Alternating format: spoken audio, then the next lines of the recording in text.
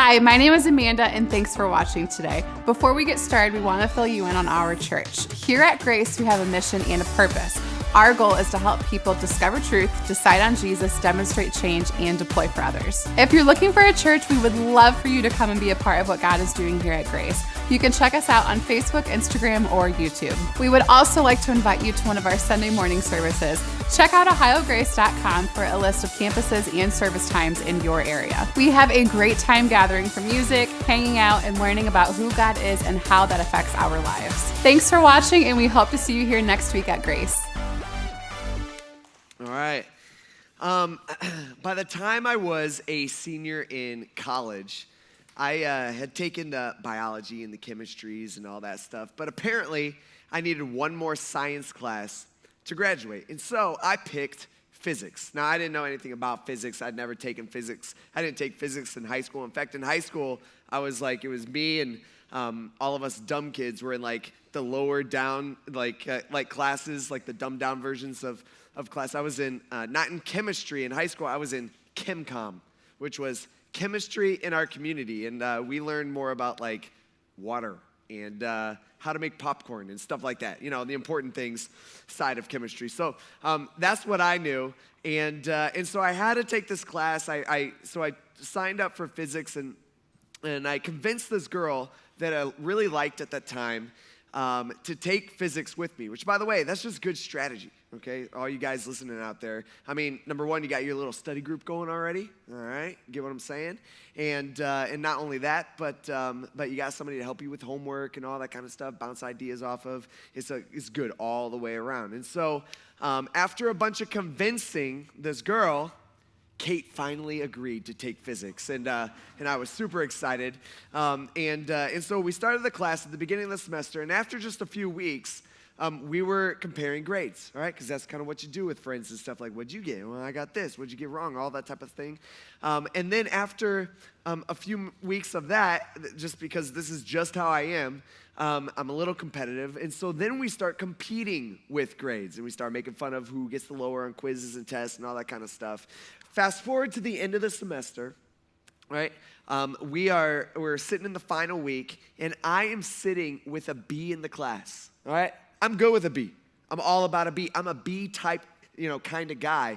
And I know some of you, there's some A people out there that you never had a B in your life, and that's just like the worst thing that could possibly happen in your life. And it gives you anxiety just thinking about having a B on something. But for me, I was all about a B. I'm like, man, that's way better than I expected. I'm good with that. All right, that's better probably than what I deserve, so I'm good with the B. Kate, on the other hand, had a C. Yeah, can you believe that? You have to give her a hard time. I tried to help her through the class, but she wasn't getting it, I guess. I don't know. And so we walk into the final exam, and I'll be honest, for the final exams, I didn't study that much. It was the end of the year. I had better things to do. Weather's nice and all that stuff. And for me, I'm thinking, I'll be all right. All right, it's all going to be good. I'm a B guy, remember? Like, I'm already a B, and I'm not even trying that hard. I mean, I have a pretty good grasp on this whole physics stuff. I'm going to go in, and I'm going to do all right. I'll figure it out while I'm in the test. And so during the exam, I'm taking it. I'm feeling pretty good. All right, I'm like, man, I'm doing better than I thought. Like, this is a little easier than I thought. Like, I felt like I aced it. Have you ever done that? Remember how it was back in high school or whenever you ever take a test and you're just feeling it? You're just like, oh, it feels so good. You're like, oh, I know these answers. That doesn't happen all the time. And so that's kind of how I felt. I was confident. Walking out of the exam and walking out with Kate, I remember being like, hey, who nailed this? This guy. I nailed that test, all right? That wasn't that hard. And she's telling me how hard it was and how she didn't get a good grade and all this stuff that she's doing. And so I'm feeling pretty confident about myself. Well, weeks later, right, Kate, we get our grades back for the entire class. Class is over. And Kate's grade comes out to, her grade went from a C to a B. All right, good for Kate. That's good. All right, she must have done pretty good on that exam. But my grade, it drops from a B to a C. And I still have questions about that because I didn't get to see my exam. I want to see what I got wrong. And I don't know if he got my exam switched with somebody else, or I don't know what happened on that. Still bothers me to this day. But going into that final exam, I felt great. Like I felt confident. Right? I knew I wasn't the best student. I knew I wasn't the smartest person in the room. But I'll be honest, I felt pretty good. But it's not, your grade's not based on how you feel the exam went.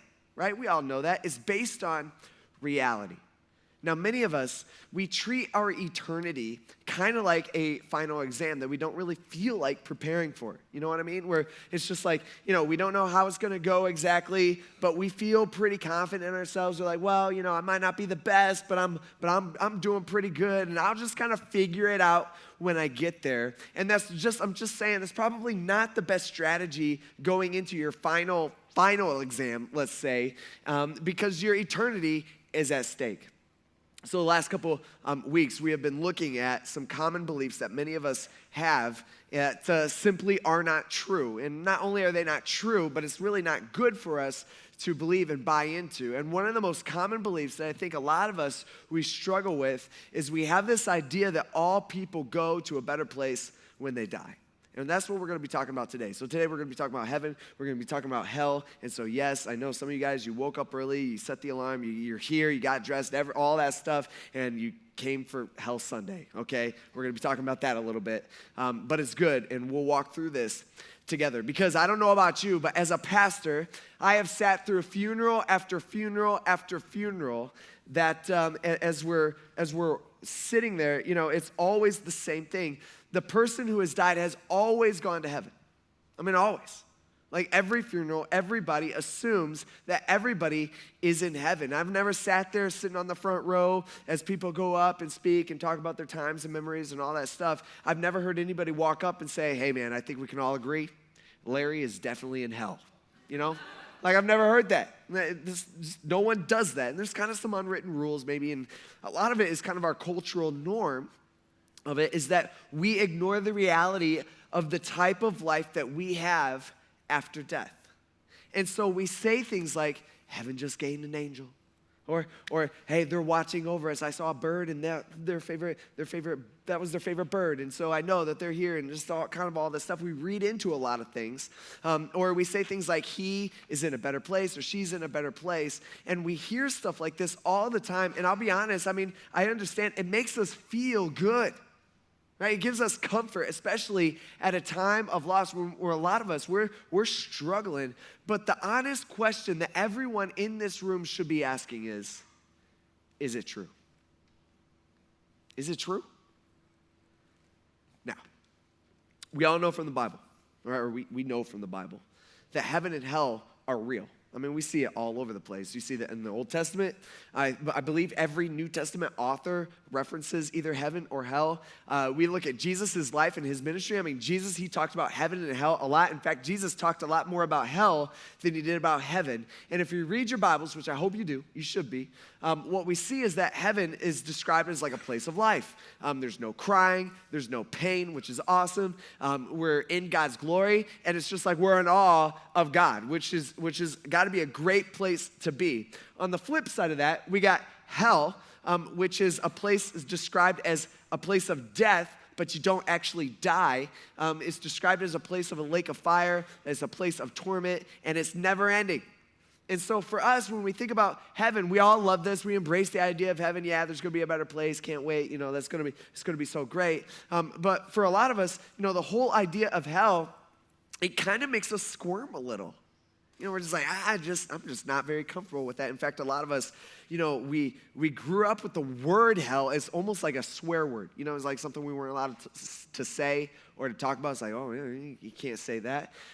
Even remember, like in elementary school, you get out your calculators and you type in 7734. You turn it upside down. You're like, hell, look at this. It's like, there's also some other words that we shouldn't be doing, in those too.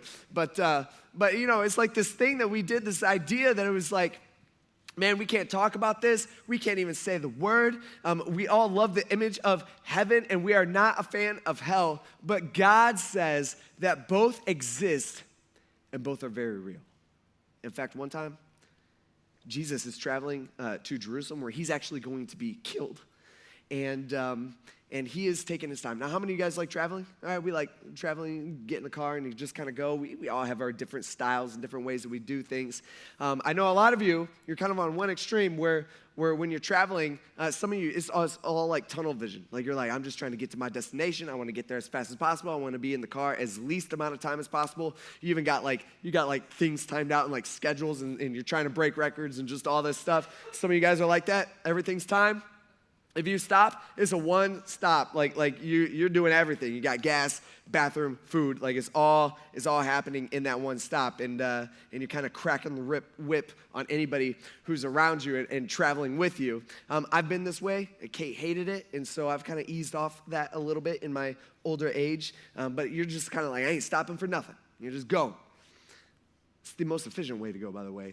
So that's good. But that's not how Jesus is traveling. That's not the way that Jesus is traveling. Jesus, he is stopping in all the little towns and all the little villages as he's making his last walk all the way to Jerusalem. He's not in a hurry. Jesus is taking his time, which, by the way, in my older age, as I grow and get older or whatever, I guess I'm done growing, unfortunately, but you get what I'm saying. Well, the good way.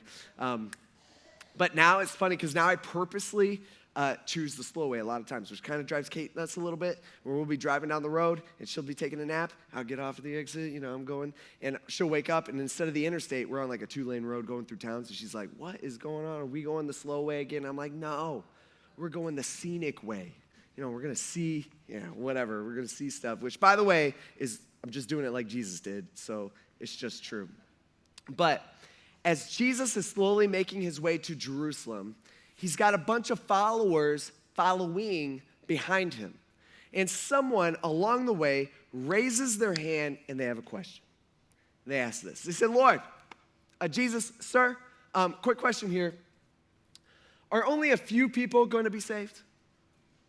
They're saying, so, Jesus, let's talk about heaven for a second. Is there only going to be a few of us in heaven?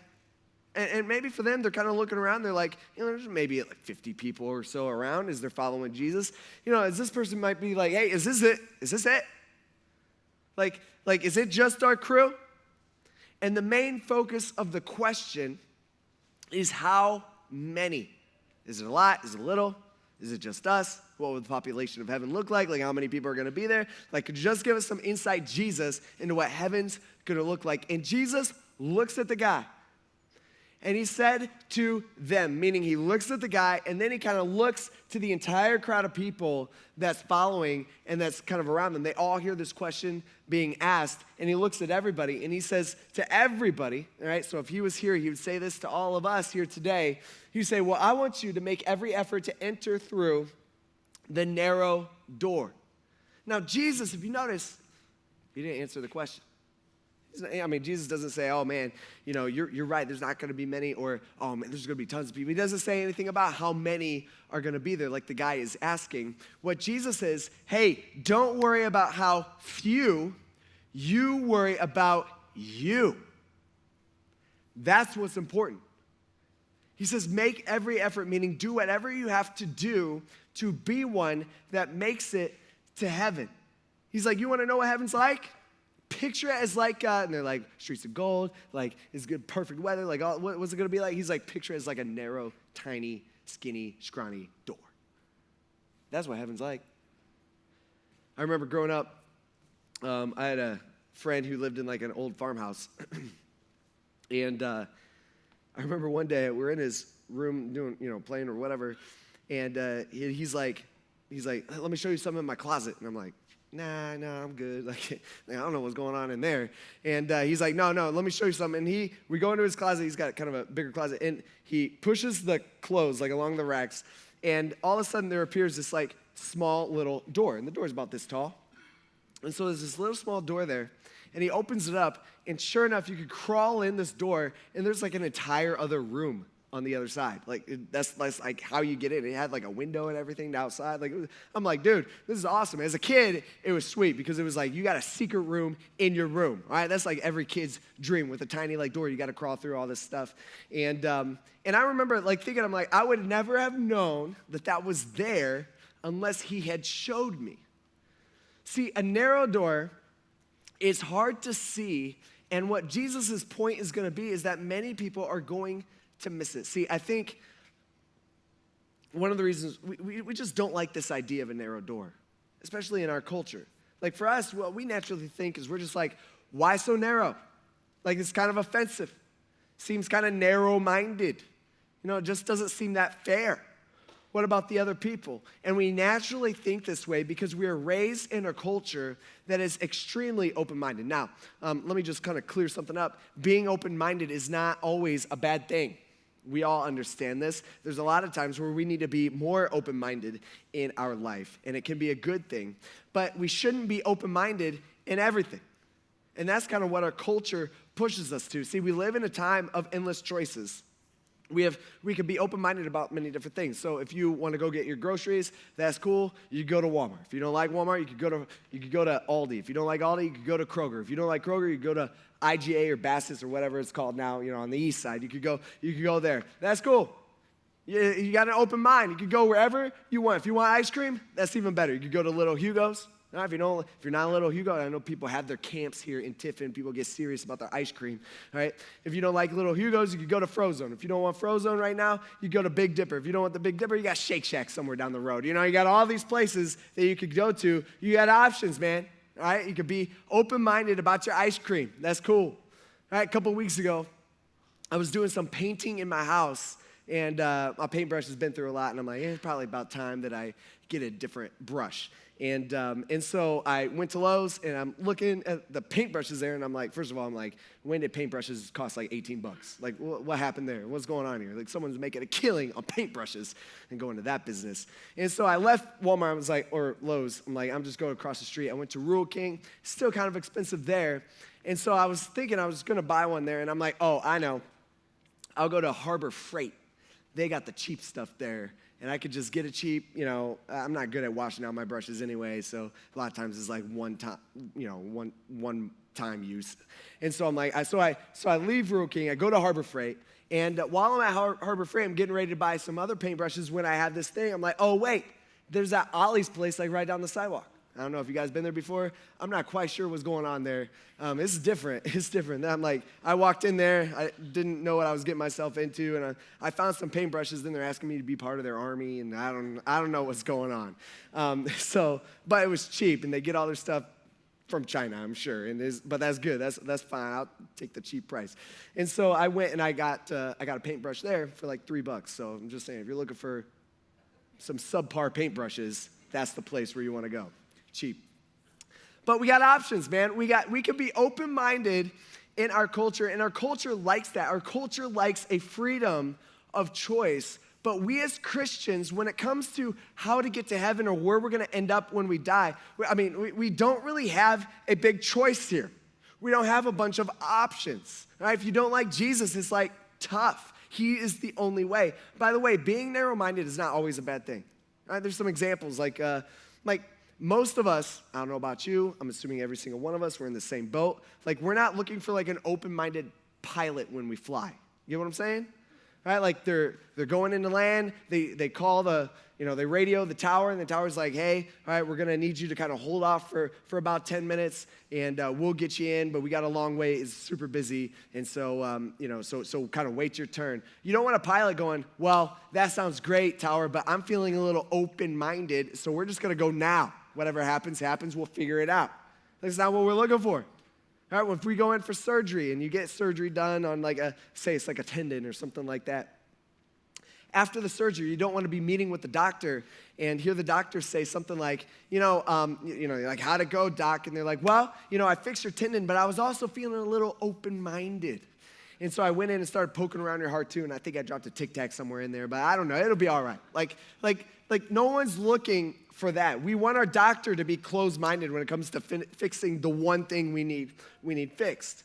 See, many times meaning being narrow-minded is a good thing for us. And we shouldn't be offended at this whole idea that Jesus is presenting of a narrow door. In fact, we should be unbelievably thankful that he even made a door. And so he turns to this crowd of people. He says, man, heaven's more like a narrow door, and many, he says, will try to enter that narrow door, and they won't be able to. He says, and once the homeowner, in this case, this is God, in fact, it's Jesus himself, he says, once the homeowner gets up and shuts that door, man, it's like shut. So the whole crowd, as people are listening to this, I'm sure they're all kind of thinking the same thing. Like, wait, what do you say, Jesus? What do you mean? The door's closing? All right, when's that door closed, by the way? I would like to know that. All right, what's going on? Why would he ever shut the door? And Jesus is like, yeah, the door's not going to remain open forever. Like right now, we kind of got this open enrollment type thing. All right, but it's going to close someday, and it will not reopen. See, that doors will be closed on these people, but these people aren't just going to give up trying to get in. He says, so there's going to be a bunch of people, they're going to be left out, and they're not going to be happy about it. And then you, he uses the word you, and so things are getting pretty personal right now. So up until this point, there's going to be these people and those people and them and they and all these people. But now he's getting personal. He's saying, and you, some of you.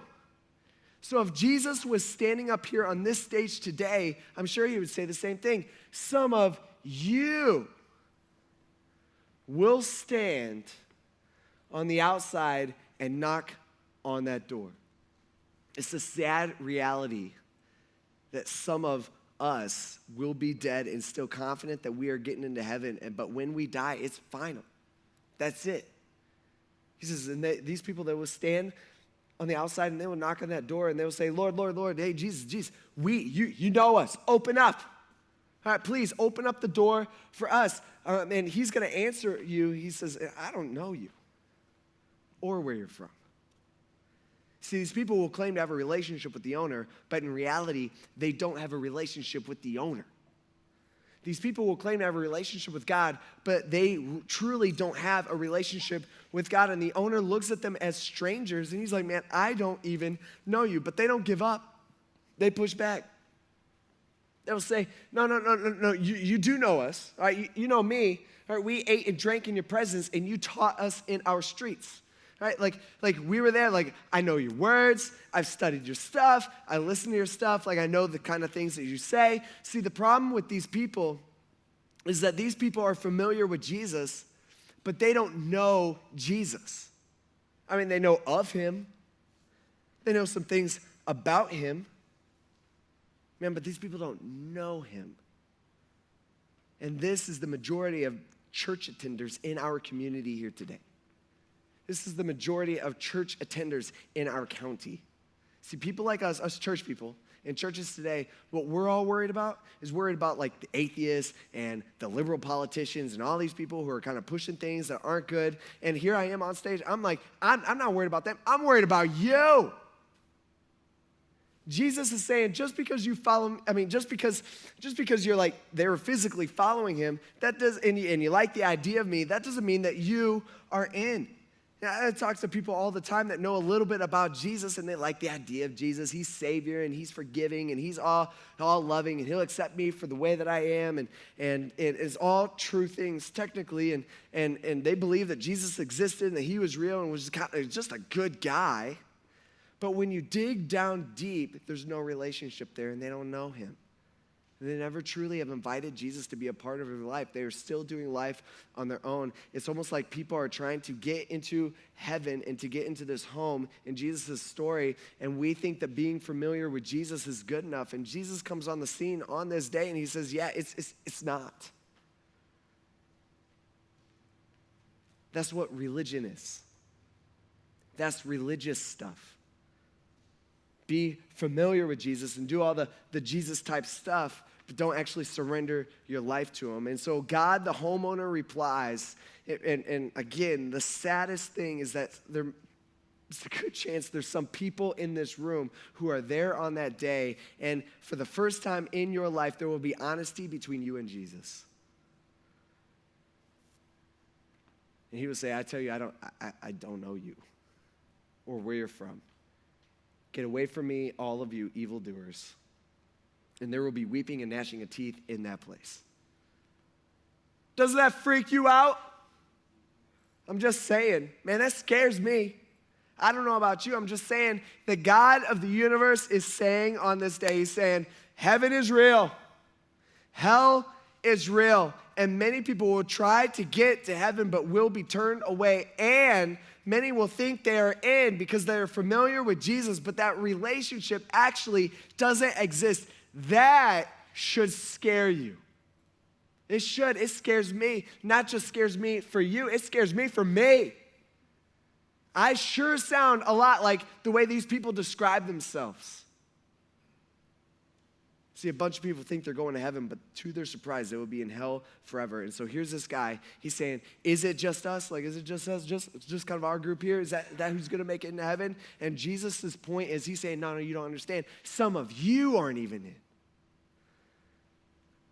Jesus is saying, you're asking the wrong question. You're asking how many? The question is, are you? It's similar to what Jesus says in Matthew 7. We've talked about this before. He says, not everyone who says to me, Lord, Lord. Meaning, not everyone who has an emotional connection to me. Not everyone who believes like that I existed. Not everybody who respects me will enter the kingdom of heaven, but only the one who does the will of my Father in heaven. Meaning, only the one who surrenders their life to me, who begins that relationship with me. Only the one who puts 100% of their trust in me. And then he says, and on that day, what day? This is like judgment day. This is a day, by the way, can we just make this real for a second? I was just thinking about this. This is a day that every single one of us will be there for. Hasn't happened yet. It's in our future. This day that he's talking about, you will be there for this. I will be there for this. On that day, we all have a scheduled appointment. We don't know when it is. We all have it's written in stone. We all have an appointment to be there on that day, and we will all be there on that day. He says, on that day, many will say to me, Lord, Lord, didn't we prophesy in your name? We drove out demons in your name. Didn't we do a bunch of miracles in your name? God, didn't we do all this stuff? Didn't you see all the stuff that we did?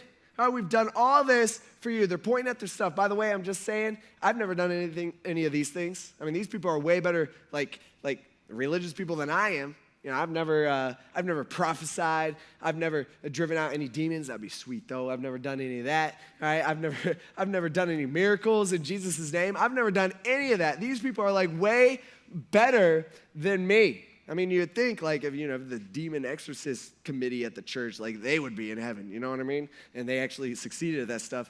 But these people are pointing at their things, and Jesus has already said, no, you're not in. And they're like, whoa, look at all our stuff. Look at our resume. He says, then I will have to announce to them, and I never knew you. You gotta leave. He says, depart from me. See, these people, they believe in God. They're cool with God. They recognize Jesus as God. I mean, they're calling him Lord. They believe that he exists. They do a bunch of good stuff. I mean, these people are really, really good people. I mean, they're good church people. They have some impressive resumes. And Jesus looks at them, and he's like, man, I don't even know you. You never decided to have a relationship with me. I mean, Jesus would say, I wanted that relationship with you. I went out of my way so that you could have that relationship with me. Like I desperately wanted that, but throughout your life, you chose not to have that with me. And these people are completely caught off guard. And they have all their stuff. Well, I went to church every week, and I went on mission trips, and I gave to the church, and I served the church, and I was a really, really nice person. In fact, I tried to love everybody. Like I did my best. And I was baptized, and I prayed a lot, and I read my Bible every day, and I underlined a bunch of verses. Like you should see how many verses I've highlighted in my Bible, God. And I listened to your teaching all the time, and I tried to do my best. And I was an above average religious person. Jesus, check out my resume. Like check this out. Like look at it. I know so much about you. But the problem is, it's not about knowing about God. It's only about knowing God. And so my question for you today is, how confident are you that you know him? I'm talking like know him. Like know him as I have a deep personal relationship with him. See, having a good resume, that doesn't get you into heaven. It's having a relationship with him. See, that's what we do with our resume thing. A lot of us, we think this way. I'm a good person, so my good outweighs my bad, so I'm pretty good. What we tend to do is we tend to add Jesus to our resume. We have all this good stuff, and at the bottom it's like, oh yeah, and Jesus. I put my trust in Jesus and my baptism and my communion and church attendance, and I'm a really good person and all this stuff. And we've just gone through a whole bunch of this. In fact, the whole book of Galatians, which we just finished a couple weeks ago, is all about this. It's not Jesus and, it's only Jesus. It's not Jesus and our good stuff. It's just Jesus and what he did. See, the only way we get to heaven is by making a conscious decision to invite Jesus into our life. I think the best word maybe to describe this is the word surrender. We surrender to him in the fact that we're like, I'm not putting my trust in anything I do because I'm not good enough. I'm putting all my trust in you. It's almost like we surrender control to get there, to him. That's when our relationship with God starts. It just doesn't happen. It's a decision that each and every one of us need to make in our life. And by the way, I'll just throw this out there. I'm not saying if you don't remember making that decision that you're for sure going to hell or anything like that. I'm not saying that. I'm just saying that should be a red flag. That should make you think. Most important decision in your entire life, that your eternity hangs in the balance. It's probably a decision that you would remember making. And if you don't, I'm just saying, you really should question yourself. I don't know anything for sure. And those that refuse to make that decision, the many, as Jesus would call them, people who kind of walk into the test is like I did on my exam, where it's like, I'm good, I'll figure it out. I mean, I might not be the smartest, might not be the best, but I'm pretty good, like I'm pretty up there, you know? People who just kind of put it off. Man, Jesus makes it clear that those people go to a place called hell, and it's real. It's a place we were never meant to go. Technically, it was a place for Satan. God never meant for us to go there. God doesn't send us to hell. When someone goes to hell, they go by their own choice. And God has done everything he can in his power to keep us out of that place. He's gone to some pretty extreme measures to keep us out of hell. I mean, it's kind of crazy. You know what he did one time? One time, he took off his glory, and he came down, and he became one of us, and he even died to keep us out of that place. See, it's hard for some of us because we're like, whoa, but how could a loving God send someone to hell? No, the better question is, how could a perfectly just God send people to heaven? How is he able to pull that off? And the answer is because he paid our price. See, here's the deal. This is what we call the gospel, by the way, which is just good news. The good news is that God is perfectly just. Right? Meaning sin must be paid for. The problem with that, specifically for us, is that every single one of us, we are all messed up, jacked up, horrible, terrible sinners. We are. And so Jesus came to pay for all the wrong that we've ever done. And he was the only one who could do it because he was the only perfect one. And so he came and he paid for it. And so our sin that we commit, that we don't take really all that serious, is so serious to God that it has to be paid for. And it's either paid on the cross by Jesus himself, and he gives us this free gift that he paid for it when we surrender our lives to him, or it is paid throughout eternity in hell and we pay for it. Either way, our sin will be paid for. And I think many of us, not many, I think some of us, few of us, I think we get that. Like we know that intellectually, and we've heard about hell, learned about hell, we believe in hell, all that stuff.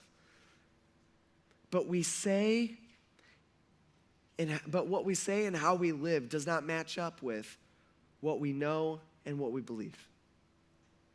And that's messed up. For me,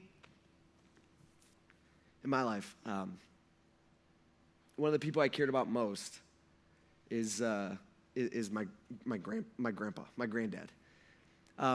He was not a Christian, and he died several years ago. Now, I know he heard the gospel, and of course I live with stuff that you guys live with. Regret of I should have done more, I should have pushed him more, I should have talked to him about it more, all that kind of stuff.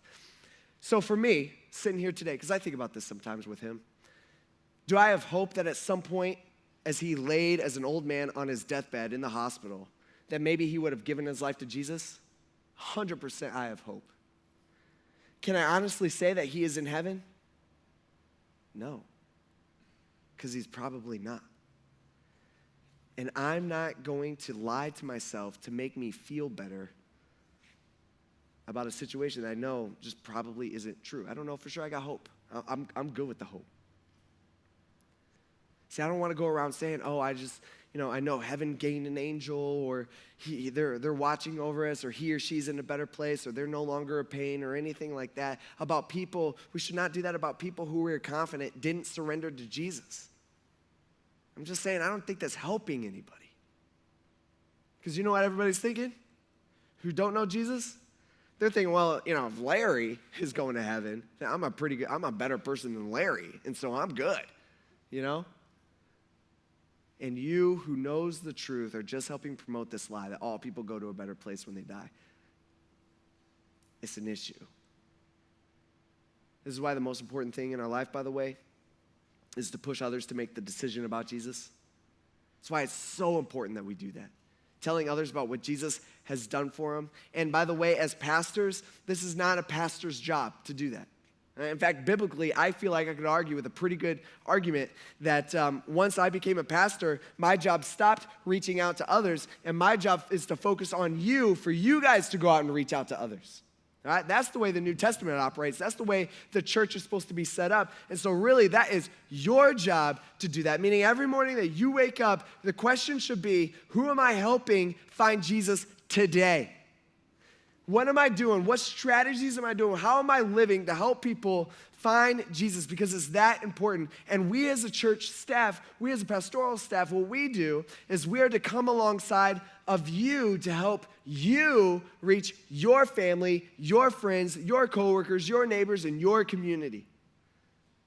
So everything we do around here is geared towards helping you accomplish your God-given mission of reaching the people that are in your world that God has specifically placed in your life. That's why we do everything, the way we do. I mean, that's why we do the music the way we do. That's why we, have coffee and tea. I don't drink that stuff, all right? Some of you guys like that. I'm not a fan, okay? I don't do that it's not for me. It's not technically for you, although you're free to have it, all right? That's for the person who doesn't know Jesus can come in and hopefully feel comfortable so that they will hear the good news of Jesus.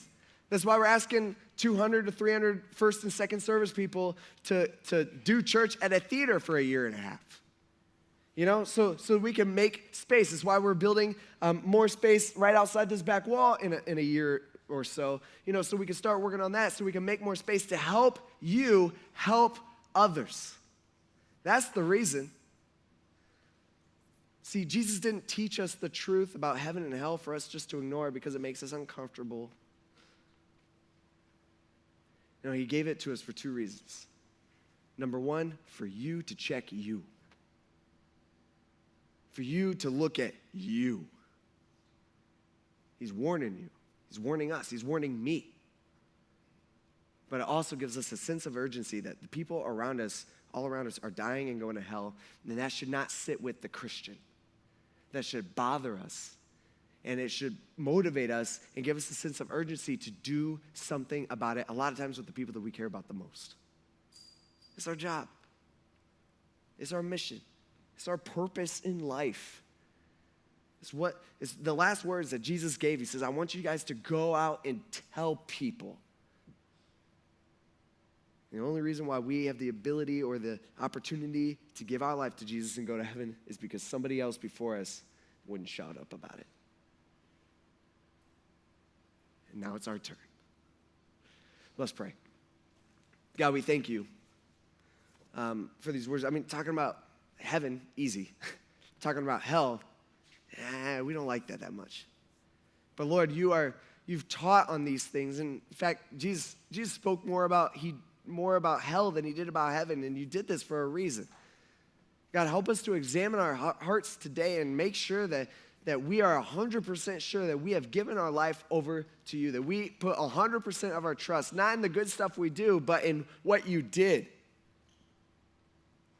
And God, help us to use this to motivate us to reach the people around us that you have specifically placed in our little worlds and in our lives, that we'd help reach them and point them to you.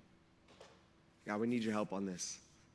And we thank you for making a door for us so we could spend eternity with you. What an awesome day that will be. Lord, we thank you for this. We ask this in Jesus' name. Amen. Thanks for watching, and we hope to see you here next week at Grace.